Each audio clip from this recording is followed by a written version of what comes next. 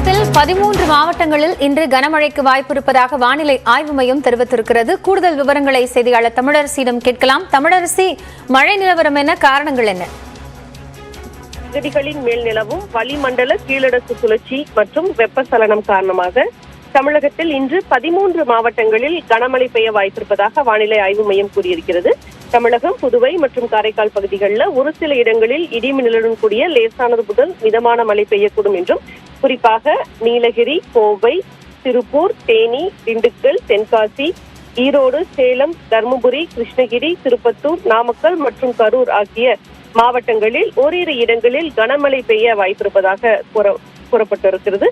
அதே போல 22ஆம் தேதி நாளை தமிழகம், புதுவை மற்றும் காரைக்கால் பகுதிகளில் இடி மின்னலுடன் கூடிய லேசானது முதல் மிதமான மழை பெய்யக்கூடும் என்றும், இதே நிலை அடுத்த 3 நாட்களுக்கு, அதாவது 23 முதல் 25ஆம் தேதி வரை நீடிக்கும் என்றும் வானிலை ஆய்வு மையம் தெரிவித்திருக்கிறது.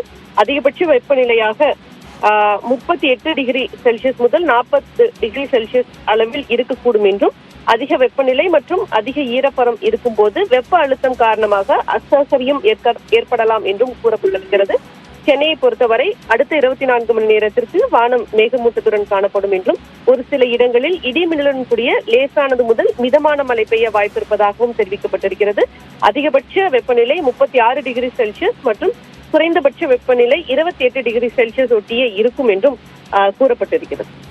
தமிழரசி, இப்போ அதிக இடங்கள்ல வெப்பநிலை அதிகமாக இருக்கிறது உணர முடிகிறது. பெரும்பாலும் இந்த 100 டிகிரி ஃபாரன்ஹீட் அப்படிங்கிறது, இடையிடையே இது போன்ற மழைகளும் இருக்கு.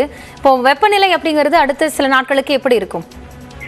அடுத்த சில நாட்களுக்கும் வெப்பநிலை அதிகரித்தே இருக்கும்னு ஏற்கனவே வானிலை ஆய்வு மையம் கூறியிருக்கிறது. குறிப்பாக அடுத்த 48 மணி நேரத்திற்கு சென்னையை பொறுத்தவரை அதிகபட்ச வெப்பநிலை, அதாவது அடுத்து வரக்கூடிய 2 நாட்களுக்கு அதிகபட்ச வெப்பநிலை 36 முதல் 37 டிகிரி செல்சியஸ் வரை இருக்கும் என்று கூறப்பட்டிருக்கிறது.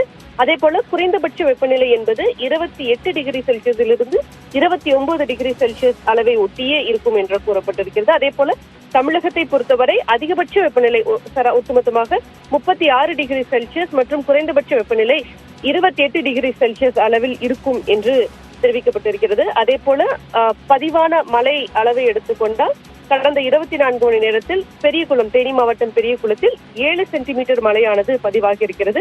அதே போல தருமபுரி மாவட்டம் பொன்னாகரம் மற்றும் திருவள்ளூர் மாவட்டத்தில் திரூர் ஆகிய இடங்கள்ல தலா 4 சென்டிமீட்டர் மழையானது பதிவாகி இருக்கிறது.